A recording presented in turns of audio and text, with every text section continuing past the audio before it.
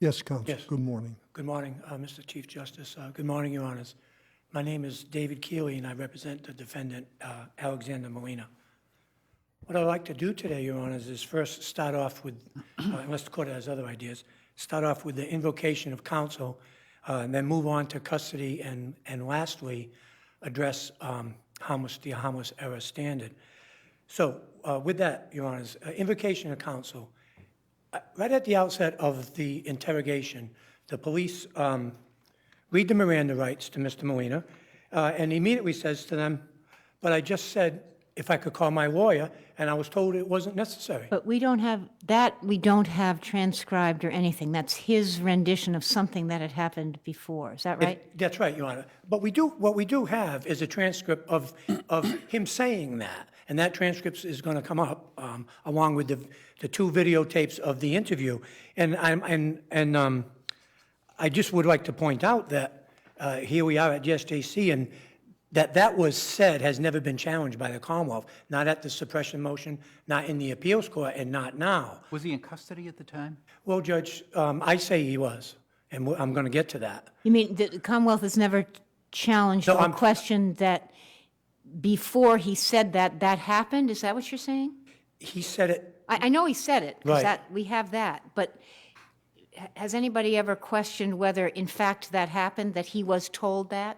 No, not that I'm aware of, Your Honor. I'd like to quickly go back to Justice Spina's question. He was not in custody at that point, right, at the first invocation of counsel or mention of counsel. I misspoke. I apologize, Your Honor. So what's the consequence of not being in custody?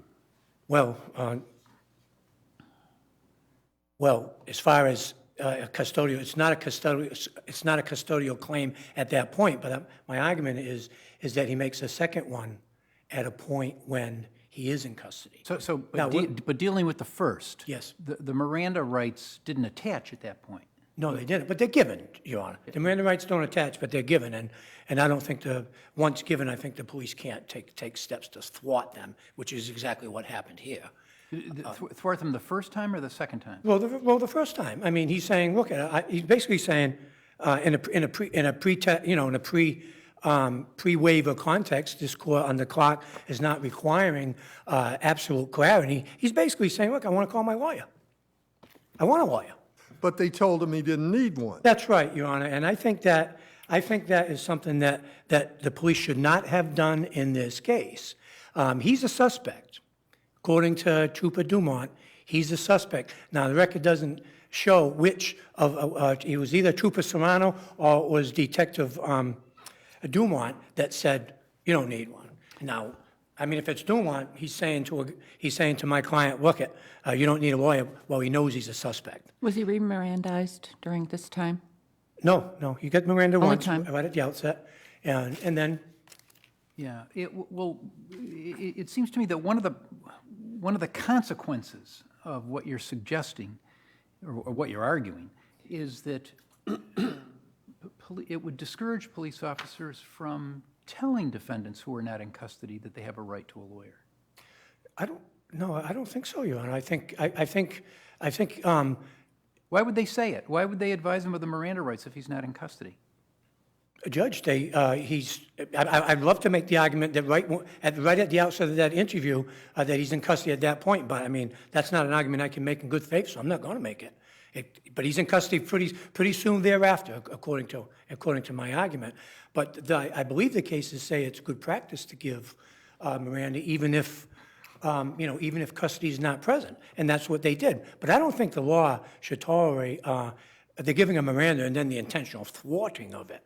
Well, help me to understand the analysis. Do you agree that until he's in custody, the analysis is a voluntariness analysis and not a Miranda analysis? Well, I think there are two, and you do have to have a voluntariness aspect to the waiver of the Miranda, and he doesn't voluntarily waive it for the reason that it's thwarted. Okay, but if he's not in custody, you don't need a Miranda waiver, correct? I mean, That's correct. So would the analysis not be a pure voluntariness analysis up until the point that he's in custody? If you're not in custody, yes, then you land on voluntariness, which I think he's really, I say he's ignorant of his right to counsel when he's read those rights.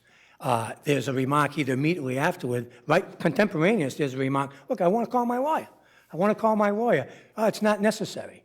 The police are usurping his right to his invocation of counsel there. They're wedging themselves right in there, right in the middle of it. But it sounds as if it's not so much that he didn't understand his right to counsel as much as you're claiming that they diminished the need for him to do so, essentially saying, you don't need, we're just looking to see why your car was there. You don't need to worry about that. I mean, that's different from saying you don't have the right. That's from saying you have the right, but there's no reason for you to be invoking it. I personally wouldn't make that distinction, and I don't think it makes any sense in these circumstances. The police tell him he's got a right to counsel, and then they thwart it. How can he possibly understand, as a common man, what the right to counsel is when he's told he has the right and then it's taken away from him? So there's a bad resonance to that, Your Honor. But how many times did he get given Miranda rights? One time at the outset. Just once? Yes, and this was nearly 3 hour, so it was a 3-hour interrogation. So And so, that you could argue, but you don't, that then maybe they should re-Mirandize when they get to the point of custodial interrogation so that it's clear that what we said before as police, that it doesn't matter now it's going to matter. well, I look at the cases, Your Honor, and the cases say 2.5, 3 hours in, they don't need to re-Mirandize, so basically I didn't even think to make the argument that they should have given it later on. My argument is that custody occurs much, much sooner than the motion judge found. Motion judge finds it at page 270 or something of that transcript that was made of that bilingual transcript. And I say it came much earlier. I say it came pretty much at the same time that he makes his second attorney reference, which is, I quote, "If I had known this would be like this, I honestly would have brought an attorney. It's like my rights are being violated." This is when he was asked to name some other person? Yes, but that's in the first third of the interrogation. And I say, if you consider what he's already said at the outset, the police have interjected their own thoughts. They've sort of, in my humble opinion, they've blocked his right to counsel, or at least said poo-pooed it. They snookered him. They misled him? They misled him, according to Groom. I mean, it's frowned upon by this court. Police have no business telling him it's not necessary, particularly, as I said earlier, now Trooper Dumont considers him a suspect. So look, they know what they want to do here. The police know exactly what they want to do here. So, and then here comes the second attorney reference, and in the appeals court, I asked the appeals court to consider those two statements together. And if you have that completed, sort of with the second one, if the invocation of counsel is complete at that point, and now you have custody, okay. Well, I take it at this point, the interview is not accusatory, right? Oh, it's accusatory by page 97, in my opinion, Your Honor, and that's what our argument is. It becomes accusatory much earlier than what the motion judge found. And I mean, it's clear error analysis, but I say the judge was clearly erroneous in finding that custody occurred much, much, much later in the interview. I'm straying into might be a good time just to segue into custody because, the motion judge himself found it was a small room. Mr. Molina is sitting further away from the door than the two police officers. It's two police officers. It's kind of 2-on-1, if I could use that phrase. Again, Trooper Dumont considers him a suspect right at the outset of the interrogation, and which is the second point of this need analysis. That's because he said that, or because you infer that? Oh, he testifies to it at the suppression hearing. Let's be clear on that. Detective Dumont testifies at the suppression hearing that he considered Mr. Molina to be a suspect at that point. Okay, so your contention is that statement with regard to attorneys was not only improper, but also misleading? Yes, it was. At the time it was made, not later? Right. And also, Judge, it's our argument that he was a suspect was conveyed to him. Not in so many words, but by accusations. By page 97, the interview, they're becoming scornful of him, and they're brushing aside his confusion. I mean, it's all cited in the brief, and it comes right out of the bilingual transcript. Let me, I'm going back for a second. Yes, Your Honor. If I understand from these findings correctly, the troopers have him in the 12-by-8 room, or, and correct, Your Honor. the troopers, I think he's a trooper, maybe, They're both troopers, right? Well, not at that Serrano? time. Dumont was a New Bedford City detective at that point. He is now a state But trooper. I'm really focusing on Serrano. Okay. Serrano was a state trooper. So Serrano says, do you read Spanish? He says yes. Yep. He then, Serrano reads, or he reads in Spanish, the Miranda rights, I believe correct? Ms. Molina reads them in Spanish. She has the form in front of him. And Okay. the form's in the brief, by the way, Your Honor. Okay. I failed to put it. Including, obviously, the right to counsel, and if you can't afford one. Okay. Correct. So then he says, but I was just told, I said I call my lawyer, and they said I wouldn't need one, right? Right. He hasn't signed yet, by the way, Your Honor. Okay. He says. I And quote- then the trooper says, but, ask some question, do you want to talk to me? Do you understand your rights? And he says, which I take it to mean yes. That's fair to say. It wasn't, yeah. That's fair to say. So you've got a situation where he said, somebody said something misleading to me before, but he's just it's in the context of having it in front of him that he does have a right to an attorney. But you're just saying that the first thing kind of obliterates. I do, and I think that if I understand the Commonwealth's argument, it is that, well, there was some clarification. Well, we're talking about two different rights here, very similar. In fact, I'm asking the court to follow Clark and in a pre-waiver context of invocation of counsel to do what this court did in Commonwealth versus Clark. But just if there is any clarification, it's about waiving his right to silence, which it's similar. The analysis in the cases, they're very, very close. But we are talking about two different things.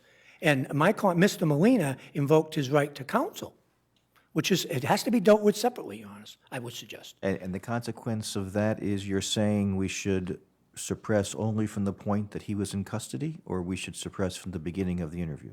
Well, Judge, I would be happy if this court would suppress everything that occurred after page 97. But I'm sure, but what are you saying, is it your view that that's what we should do, or simply that you'd be thrilled if we did that? Well, I'd be even more thrilled if you find a lack of voluntariness, then I think the entire interview goes out. Okay, but if you lose that, then your next position is that it should be suppressed from the point of custody? Our custody, yes, page 97. Because the damaging statements come out further along, so that would certainly work for Mr. Molina, I believe. But you would need us to find that the judge was clearly erroneous to get you back that far. Right, well, I want to get to page 97 on custody. That's where I believe I need to go. We need to go. So if there aren't any questions on any more on custody or the invocation, I would just briefly make some comments about prejudice. And at the trial, the prosecutor's open statement, stresses the color of the T-shirt that the shooter wore. That was a yellow T-shirt. And then Trooper Serrano testifies to some of Mr. Molina's statements during the interview. Mr. Molina himself says that he wore a yellow T-shirt that day, and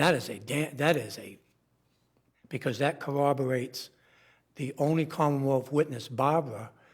Barbara was out on a porch with Cindy, and Barbara says that Mr. Molina was the shooter who wore a yellow shirt.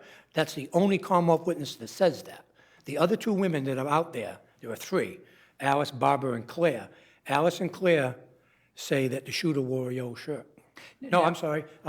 Claire doesn't even go that far. Claire doesn't remember what the shooter wore that day. If we don't agree with you that the defendant was in custody on page 97, and what's your alternative theory, if you have one, for excluding everything from page 97 and to some other point thereafter? Well, Judge, that's the toughest question I think that the case presents, to be honest with you, Your Honor. And I would say that the entire interview should go out on voluntariness based on the initial invocation of counsel, even though it wasn't made at a time when Mr. Mooney was in custody. And I say that because I don't think this court, the law of the Commonwealth should allow a situation where the police give Miranda, even when there's no custody. Give Miranda and then thwart it. That just doesn't make any sense to me. I couldn't find a case that supports, on point, that supports the argument I'm making right now, but it just doesn't make any sense. The cases say that, well, if there's no custody, you can forget Miranda. I mean, I can't go, I mean, those cases, they say it over and over and over and over again. But for the police to give the Miranda, and the interview's going to begin, one of the two interviewers thinks he's a suspect, and then to block his invocation, it doesn't seem right. At some basic level, it doesn't seem right. So I would ask the You're court, saying it's not fair, it's not fair. but we'll have to leave it there. Thank you, Your Honors.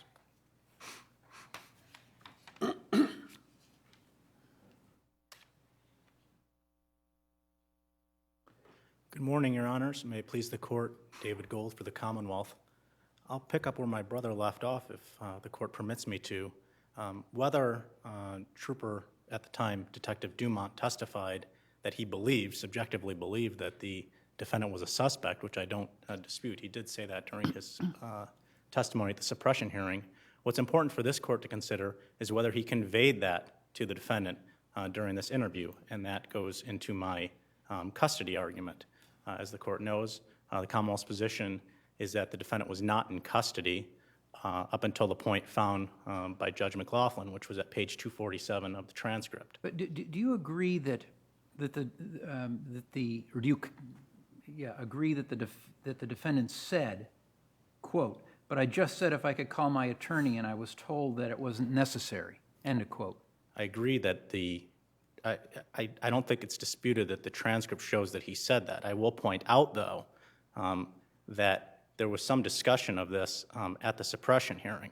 At the suppression hearing, counsel started out by saying he thought that Officer Brown, who testified, it was one of the responding officers, he thought that he was the one that actually said that statement to the defendant. Do you agree that he had been given the Miranda warnings at some point prior to having said what I just quoted? He read, yes, Your Honor, he read the Miranda warning. In fact, the defendant was reading them out loud. Trooper Serrano had the defendant read them out loud in Spanish, and at that point the defendant essentially interrupted himself and said, "But I just said," and perhaps I'm not quoting it directly, but I just said if I could call a lawyer, and I was told that one wasn't needed. But I think it's important to point out that the fact that it was said doesn't necessarily mean that it was actually done. Again, at the suppression hearing, the defendant, at the outset of the hearing, said he thought that Officer Brown was the one that told him that.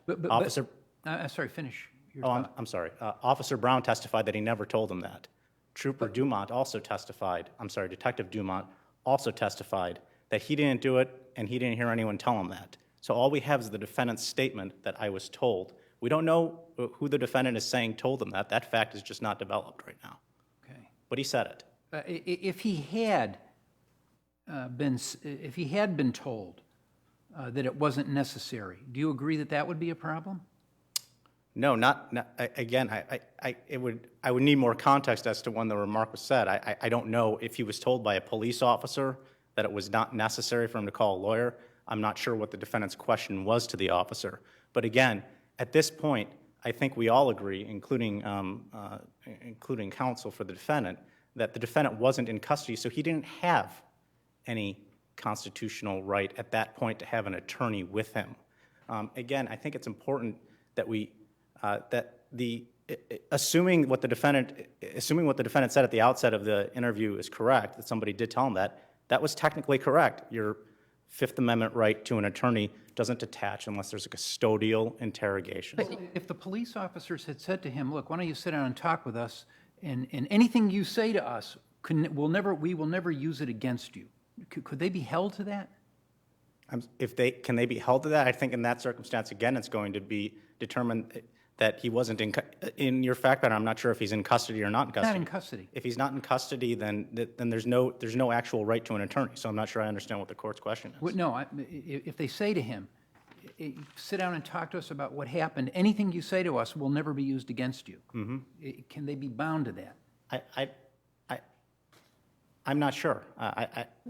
We actually had a case like that, but I don't remember what we said. It was Tremblay, but it was off the record. Off the record. Oh, I see. Let me ask you this. So this whole Miranda thing is meaningless because it was not given while the defendant was in custody? What are we doing here? Is this meaningless, this Miranda stuff, because he was not in custody, therefore, ha, ha, ha? They can you just have a right- misrepresent what it says. I'm not saying that's what happened, but could they, theoretically? I'm not misrepresent what. What Miranda warnings are? Well, the Miranda warnings again attach only, and they're designed to protect a very specific instance, and they're for custodial interrogation. Two things need to be shown: that first, the defendant was in custody, and second, that the questions were interrogation, constituted interrogation. But at what point, and you're leaving it to a defendant or a suspect or someone who's brought in for questioning, you give it a prophylactic Miranda way at the beginning, everything's friendly, then things heat up, and they say, don't worry about it, you don't need a lawyer. Is that person supposed to say to him, oh, what they said before, I guess that applies now. Now I'm in custody, so by the way, how about now? Is that what you're asking? I think that's what the Miranda warnings are designed to, and that's why the Well, they're Commonwealth has to designed prove beyond. for not to be given prophylactically. They're designed to be telling a suspect, you're a suspect, and anything you may say may be used against you, and you're entitled to a lawyer, et cetera. But if you give it prophylactically and then take away the impact and don't say them again at the point when they do count, what's a suspect to do? Sure, I think that early on, when in the hypothetical situation where they actually are required, where the Commonwealth actually has to prove beyond a reasonable doubt that the defendant actually waived those rights, I think in those circumstances, the defendant has understood his rights. The Commonwealth has shown beyond a reasonable doubt that he waived those rights. Either you're missing the point or I'm missing the point. This case, Yes.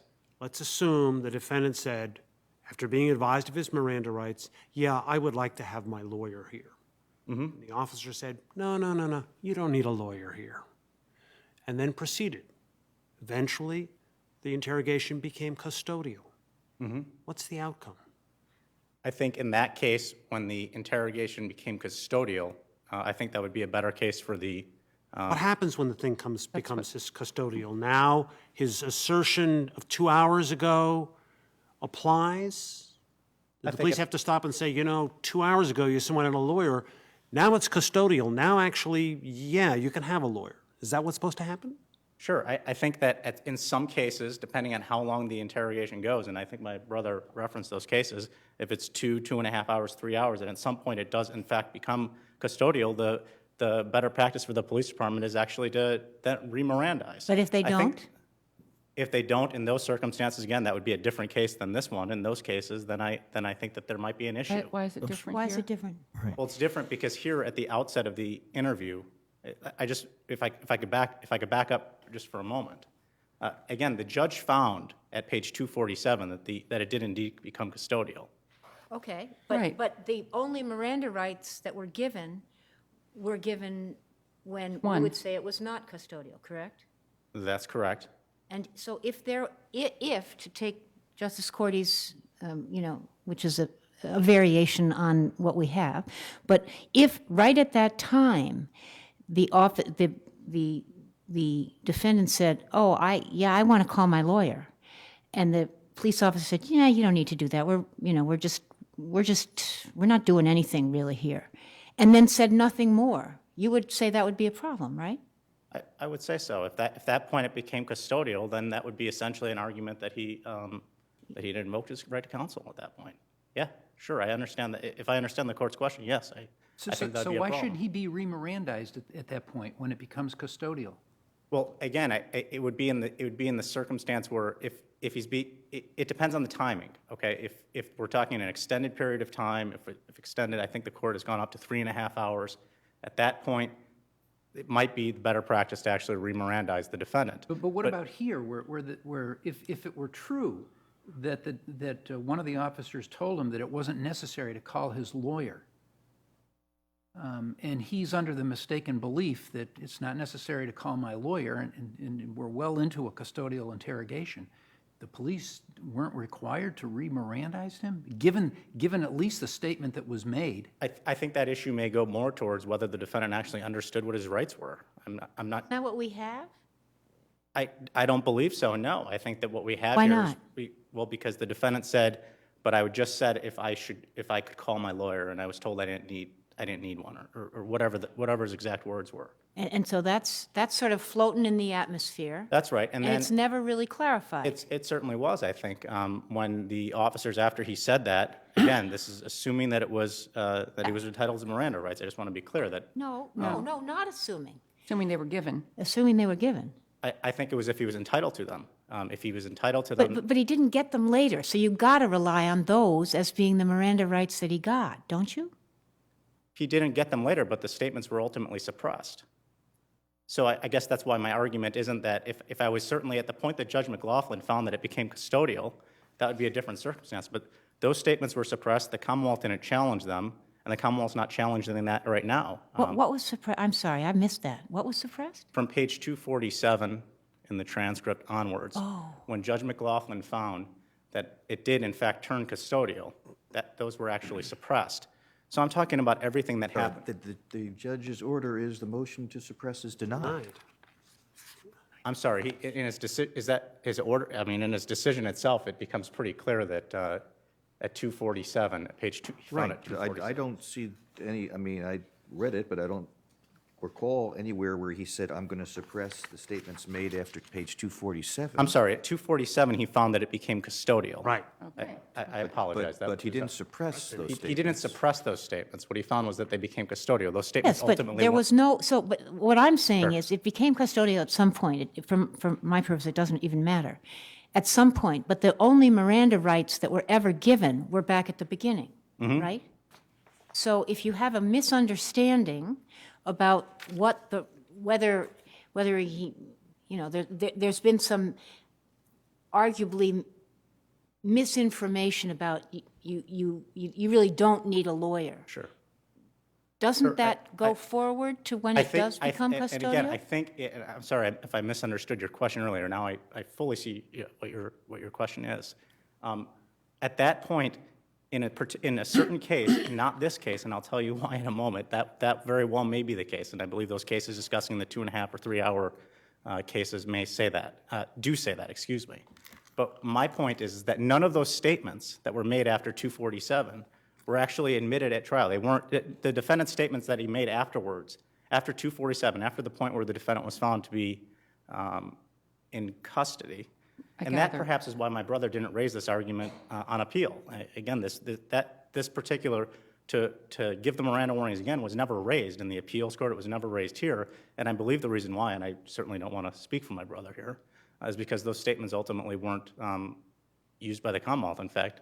I understood that he would agree that is it necessary as long as you move the custodial needle to a different point and you can to page 97. If you agree with the principle, okay, you don't give Miranda again, but you count invocation no matter when, right? Mm-hmm. So for him, the argument is, so you count it at page 97 and onward. As my brother argues that at that point it was, I do understand that to be his argument, that at 97, but backing up, this statement was made, I think on page 6 or 7 of the transcript. I also would note that I do dispute the argument that at page 96 or 97, I'm not sure which one in particular, it became custodial when the defendant made his second mention of an attorney. This court has found, again, putting aside for a moment my custody argument, this court has found that the statement that the defendant made was essentially mulling the possibility of an attorney, and as the appeals court found, the defendant was really stalling here. The question was asked of who gave him the yellow shirt that he claimed to have worn, and at that point he said, I really don't want to answer. If I would have known it was going to be like this, I would have brought a lawyer. That's not an invocation of the right to counsel. But I think we need to look at, if I could just draw the court's brief attention to the groom factors here. We have an interview with the defendant where he was at the police station voluntarily. He was never handcuffed. It was a friendly interview. There was a lot of, characterized as joking around or laughing on the defendant's part. At one point, Judge McLaughlin found that Trooper Serrano was leaning back in his chair, indicating sort of relaxed atmosphere. The defendant ultimately did leave. He was not arrested that night. I also note that on page 207, well past where my brother argues it became custodial, the defendant said, he says, you know what, if you want to arrest me, go ahead and arrest me. That type of statement shows that the defendant didn't think at that point that he was under arrest. He just told the officers that if they wanted to arrest him, to go ahead and do so. There's simply nothing here up before page 247 to show that the defendant was in custody. And again, if I could point to, I know none of the groom factors carried the day. I would definitely point to the nature of the interrogation and the fact that the defendant left after the interrogation as being important. I see that my time is almost up. I've got one question for you. Is the key here the yellow shirt? I mean, do you agree that if we were to suppress some reference to the yellow shirt, that they would not be harmless error? Well, again, I understood my brother's argument today to be that he's arguing custodial interrogation at the point right when the defendant made his second reference to an attorney, and the problem for that argument is that was in reference to the fact that the defendant just said he was wearing a yellow shirt.